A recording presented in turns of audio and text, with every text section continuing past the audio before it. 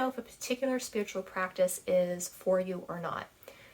This is something I kind of wanted to address a little bit because with the influx of people coming into this community and our popularity rising, and this crazy aesthetic stuff that's going on, that are drawing people in, I think people are not really paying attention to certain concepts and ideas that are really important within this community.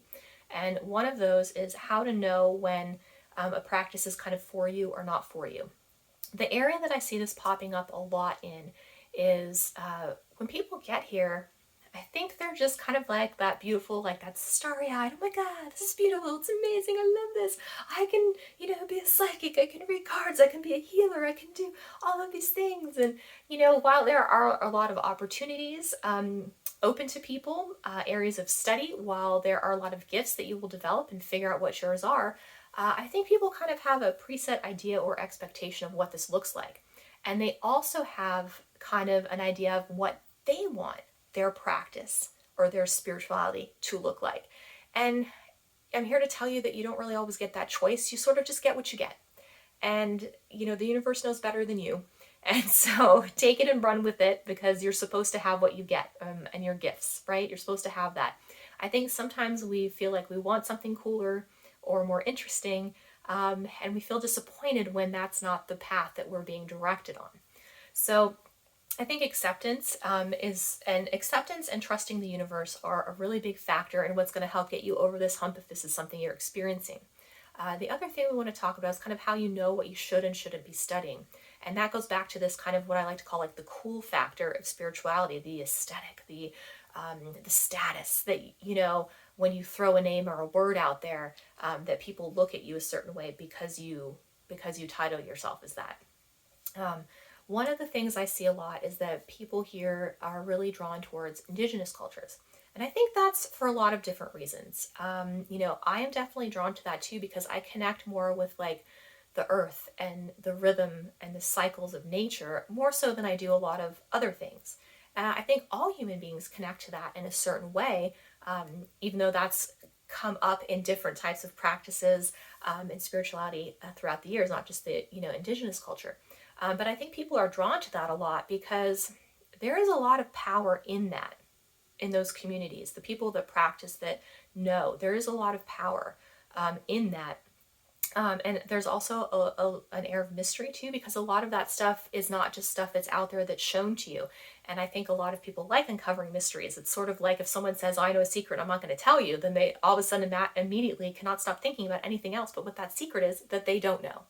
Right? And so I think we need to be a little bit more mindful when we're approaching practices in certain types of communities, because not everything is meant for everyone. And just because you want something doesn't mean that you can sit and demand it or that you deserve it or that you're supposed to have it or be gifted that. So I think that that's a really important thing to remember.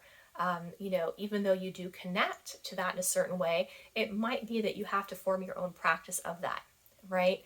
You're not going to take a course in a weekend that's going to make you a freaking shaman or, a medicine person. That's not going to happen. Those things are lifelong paths. Those are people that have those gifts, right, that are supposed to be going down that road. That's not for everybody. That is a continual, lifelong process that never ends, that requires active involvement and engagement every single day. That also a lot of times requires a mentor or elders to guide you in those practices. And that's not something you can just walk in and demand. That's not something you can just expect. That's something you humbly walk into and say, this is what I would like. Are you open to this? And if somebody says no, or this is not for you, you need to accept that answer, right? So I think that's a really important part about learning like what's for you and what's not. And also making sure too that you are willing and able to do the work, because I feel like a lot of people, they get here and they're like, oh, I just want this nice fluffy top surfacey sort of stuff. But the thing is you can kind of sit in that space for a while, but after a little bit, that veil's going to drop and the universe is going to open up and bottom out, right? And it's going to show you everything that's in there. And within that space, there is work that needs to be done, and the work is not easy. And you have to be consistent. My guys are telling me right now, you really have to be consistent with your practice if this is something that you are very serious about. So I just wanted to kind of address those things a little bit today, because these are just areas I see people falling into A lot of it comes up with the spiritual bypassing, people trying to sell you things and ideas that actually take time and energy to achieve. It's not a piece of paper that says, though, it's where you are at spiritually, and your knowledge and understanding of these concepts and how you can apply them to yourself and others that makes you somewhat of that caliber, right?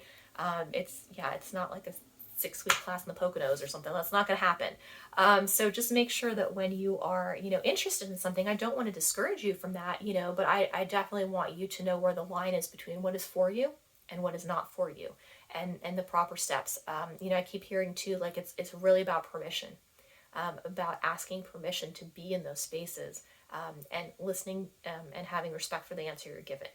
So hope that helps. Hope you guys are having a great day. Thank you so much for watching, and I'll talk to you next time.